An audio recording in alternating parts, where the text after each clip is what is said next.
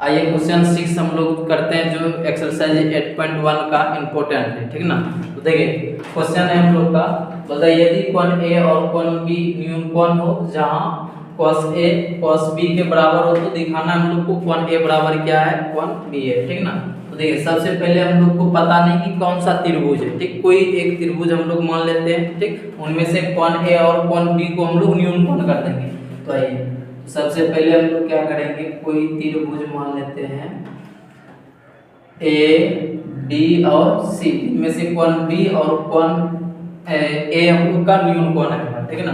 तो आइए तो हम लोग करते हैं क्या, मान लेंगे पहले, माना कि कोण ए और सॉरी तो आइए हम लोग सॉल्यूशन करते हैं। तो देखिए हम लोग मान लेंगे, माना कि कोई त्रिभुज ए बी सी है जिसमें कोण ए और कोण बी न्यून कोण है, ठीक ना। ये हम लोग मान लिए कि कोई त्रिभुज ए बी सी है जिनमें से कोण ए और कोण बी न्यून कोण है, ठीक ना। तो हम लोग को देखिए सिद्ध क्या करना है, तो सिद्ध करना है कि कोण ए बराबर कोण बी, ठीक है ना। ये हम लोग को सिद्ध करना है। तो आइए देखिए, तो हम लोग क्या कर सकते हैं ना, रचना कर लेंगे यहाँ पे सी से सी डी लंब ए बी पे डाल देंगे, ठीक है ना। तो आइए रचना हो जाएगा हम लोग का सी डी लंब ए बी पर, ठीक है ना। जब लंब डाल दिया तो देखिए यहाँ भी 90 डिग्री हो गया और यहाँ भी 90 डिग्री, तो दो को यहाँ पे समकोण त्रिभुज भी बन गया, ठीक। तो आइए यहाँ पे देखिए दिया क्या गया था, इस त्रिभुज में देखिए बोला है कि cos a और cos b जो है ना बराबर है, ठीक। तो देखिए दिया गया है हम लोग का कि cos a बराबर किसके है, cos b का ना, ठीक ना। इसको समीकरण क्या करिए, 1 मान लीजिए, ठीक। अब बताइए इसमें हम लोग ना cos a निकाल सकते हैं त्रिभुज DCA में, क्योंकि ये समकोण त्रिभुज है कि नहीं। तो cos का फार्मूला क्या होता है बताइए, b बाय कितना होता है बताइए, h है कि नहीं। तो आपका बताइए a के अकॉर्डिंग b कितना है, तो AD है, त्रिभुज ADC, ठीक। तो यहाँ हो जाएगा AD और बटा कितना फिर h, कर्ण आपका कितना है AC, तो यहाँ हो गया AC, ठीक। उसी तरह से निकाल सकते हैं हम लोग cos b का, तो cos b बराबर बताइए b के अकॉर्डिंग देखेंगे तो cos का फार्मूला आधार बटा होता है कर्ण, तो आधार आपकी बार क्या होने वाला है, db है कि नहीं। तो हो गया हम लोग का db बटा कर्ण कितना है BC है, तो ये लिख लीजिए, ठीक। अब देखिए समीकरण 1 से हम लोग कर सकते हैं, समीकरण 1 से कि बोल रहे हैं क्या, ये दोनों बराबर है, ठीक है। cos a और cos b क्या है, बराबर है। इसका मतलब AD बटा AC बराबर किसके हो जाएंगे, DB बटा BC के, ठीक। तो AD बटा AC बराबर हो जाएंगे DB बटा BC के, क्योंकि समीकरण A बोलता है cos A बराबर क्या है, cos B है। और इसको जो है ना के हम लोग क्या कर लेंगे, मान लेंगे, ठीक है ना। तो ऐसा मान लेना है। उसके बाद देखिए क्या करिएगा, ये तीनों देखिए आपस में क्या है, बराबर है ना। तो हम लोग एक बार AD बटा AC को के बराबर कर लेंगे, तो AD बटा AC बराबर के हो गया, जिनमें से देखिए आप कोना कोनी आप गुना करिएगा, तो AD बराबर आपका हो जाएगा AC इंटू कितना के, और फिर दूसरा ये दोनों को बराबर कर लीजिए DB और बटा BC बराबर का के, तो इसमें भी कोना कोनी गुना करेंगे तो हो जाएगा DB बराबर BC इंटू कितना के हो जाएगा, ठीक। ऐसा ही चीज हम लोग को कर लेना है।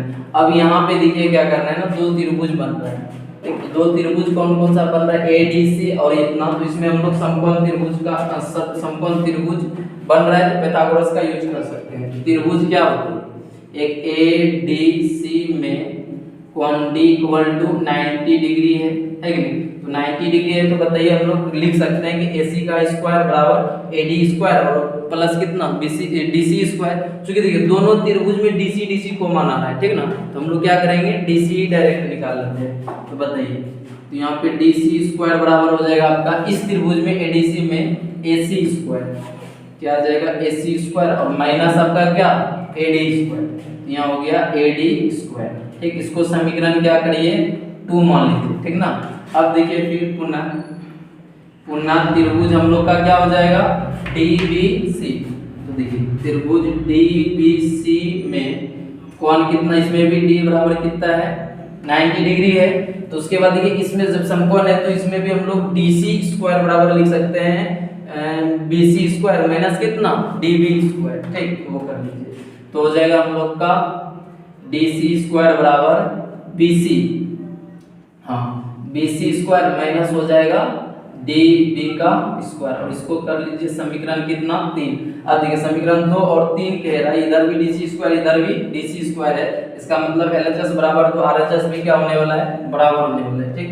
तो लिखेंगे समीकरण 2 तथा समीकरण 3 से, है कि नहीं, समीकरण 3 से देखिए बोल रहा है कि इधर बराबर तो इधर भी बराबर इसका हो जाएगा, यानी कि AC स्क्वायर माइनस AD का स्क्वायर बराबर हो जाएगा आपका BC का स्क्वायर माइनस BD का स्क्वायर, ठीक। ऐसा कर लिए।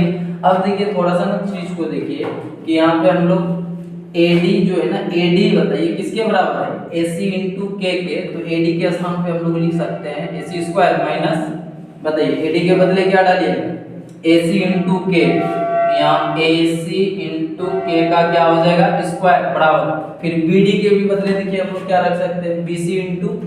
तो ये हो गया हम लोग का BC square minus BC into K, इसका भी क्या करना पड़ेगा स्क्वायर करना पड़ेगा, ठीक। तो देखिए अब इधर AC स्क्वायर माइनस हो जाएगा AC square into K square बराबर BC square minus BC square into K square, है कि नहीं, ऐसा कर लिए। अब बात रहा कि देखिए इसमें हम लोग कॉमन भी कर सकते हैं AC स्क्वायर, ठीक। तो कर लिए तो बचेगा हम लोग का 1 माइनस K स्क्वायर बराबर, इधर भी आप BC स्क्वायर कॉमन कर लीजिएगा तो कितना बचेगा 1 माइनस K स्क्वायर, तो 1 माइनस K स्क्वायर, ठीक।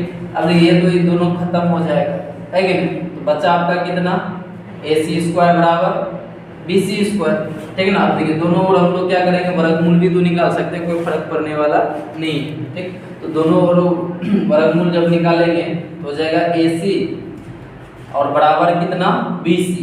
ये कंडीशन बताइए कब आता है त्रिभुज में, ठीक ना। इसमें देखिए कह रहा है कि AC जो है ना बराबर किसके हैं BC के, और हम लोग जानते हैं कि किसी त्रिभुज में दो भुजा अगर यदि बराबर है तो उसके द्वारा बनाए गए कोण भी क्या होते हैं बराबर होते हैं। तो हम लोग इसीलिए कह सकते हैं कि कोण A बराबर कितना कोण B, क्योंकि AC देखिए AC द्वारा कोण A बना और BC द्वारा कोण B बना है। जब भुजा ही दोनों बराबर है तो उसका मतलब उसका कोण भी क्या होगा बराबर होगा। तो ये हम लोग को प्रूव करना था। ये आप लोग का एक्सरसाइज 8.1 का इंपॉर्टेंट क्वेश्चन है जो आप लोग अच्छे से समझ के कर सकते हैं, ठीक। चलिए आगे के भी हम लोग क्वेश्चन करते हैं।